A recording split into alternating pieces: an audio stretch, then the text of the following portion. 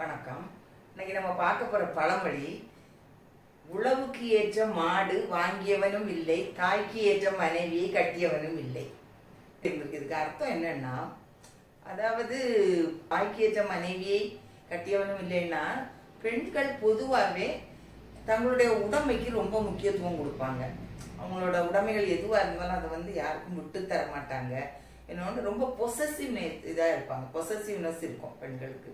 தன்னோட பொருளை யாருக்கும் கொடுக்காம அப்படி தனக்கே தான் சொந்தம் அப்படின்னு நினைக்கிற ஒரு மனப்பாங்கு உண்டு.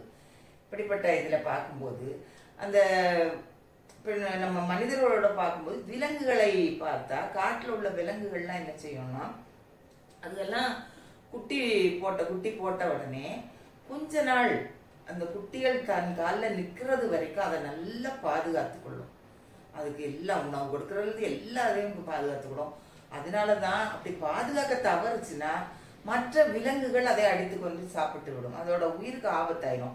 அதனால மற்ற விலங்குகளிடம் காப்பாற்றி எல்லா விதத்திலையும் நல்ல பாதுகாப்பு கொடுக்கும். ஆனா ஒரு குறிப்பிட்ட கட்டம் வளர்ந்த உடனே இனி தன்னால் எல்லாம் செய்ய முடியும் அப்படிங்கிற கட்டம் வந்த உடனே அது விட்டு விலகிடும். குட்டிகளை அப்படி அந்த பச்சை விட்டு விடும். குட்டிகள் மீது உள்ள அம்மா குழந்தைங்கிற பச்சையை விட்டு அதுக்கப்புறம் குட்டிகள் தானாகவே தனியாகவே வாழ ஆரம்பிக்கும். ஆனா மனிதன் இதுக்கு விதிவிலக்கான. மனிதர்கள் வந்து அப்படி இல்லை.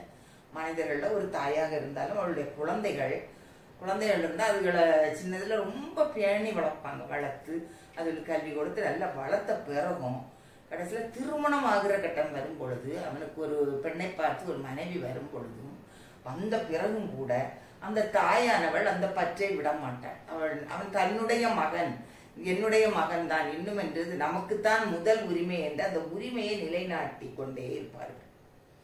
இது அந்த புதிதாக வர மனைவி என்னவென்றால், அவன் வந்து எதிர்பார்ப்பான், இவன் நம்ம கணவன், நமக்கு தான் சொந்தம்னே நமக்கு தான் உரிமை, முதல் உரிமை என்று அவன் இப்படி உரிமை போராட்டம் ஆரம்பித்து விடும்.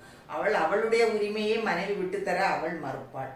இது தாயுடன் அவனுடைய கணவனுடைய தாயுடன் அவனை பங்கு போட்டுக்கொள்ள அவளுக்கு மனம் மறுக்கும். அதனால அவ என்ன செய்வான்னா, அவளுக்கு அந்த மாமியார் மருமகள் உறவு இதனாலேயே ஒரு கசப்பு உணர்வா இருக்கும்.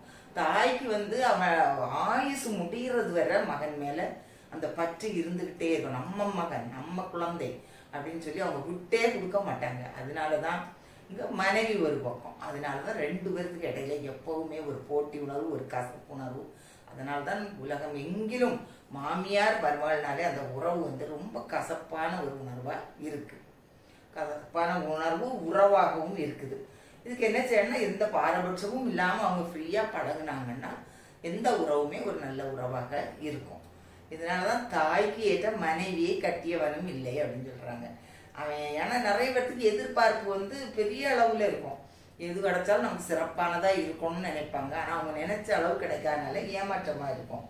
இதைத்தான் அந்த உழவுக்கேற்ற மாடு வாங்கியவனும் இல்லை அப்படின்னு சொல்ற இது பழமொழிக்கும் இதுதான் பொருந்தும்.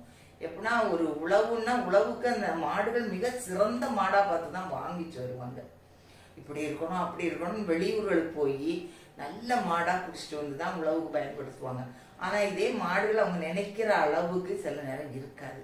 அப்ப அவங்களுக்கு இதா இருக்கும், என்னடா உழவுக்கேற்ற மாடு கிடைக்கலையே அப்படின்னு நினைப்பாங்க. இன்னைக்கு வந்து நம்ம இந்த பழமொழிக்கான உண்மையான அர்த்தத்தையும் அதுக்கான காரணத்தையும் நன்றாக தெரிந்து கொண்டோம். வணக்கம்.